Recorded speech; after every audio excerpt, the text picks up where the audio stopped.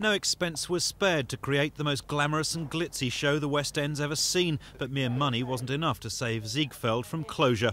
The show became a huge financial folly. Costumes costing up to £9,000 apiece contributed to production costs of more than £3 million. The critics weren't impressed and neither were the public. The star Len Cariou and the director walked out within weeks claiming they'd been sacked, and even Tommy Steele, helping to revamp the ailing production, couldn't prevent a premature curtain call. Closure is a personal disaster for impresario Harold Fielding, who'd put £2.5 million of his own firm's money into the show. But even showbiz can't guarantee happy endings, and the Palladium's owners, Stolmos, who themselves stand to lose about £1 million, had to make some harsh decisions. It was a good idea, still is a good idea, but it just did not come together in the minds of the paying audience.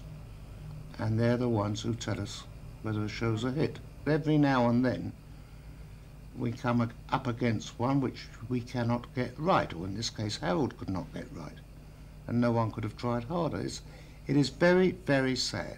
So despite the loss, despite the disappointment, will the shows go on? Life goes on. Well, I mean, an industry that's been going for a couple of thousand years. I think the Greeks started it, and unfortunately it's not going to disappear because of one mishap.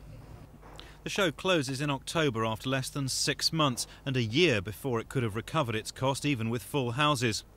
At the Astoria Theatre, another musical's been cancelled without any explanation at all from the theatre owners. Black Heroes in the Hall of Fame was due to have 6 shows this weekend and next to complete its run.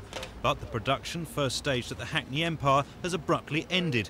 The cast and production staff of 100 say they've been left unpaid and are owed £24,000 by the Astoria for shows they've already completed. We do hope, in the interest of fairness, that we get the money, because we have done the work.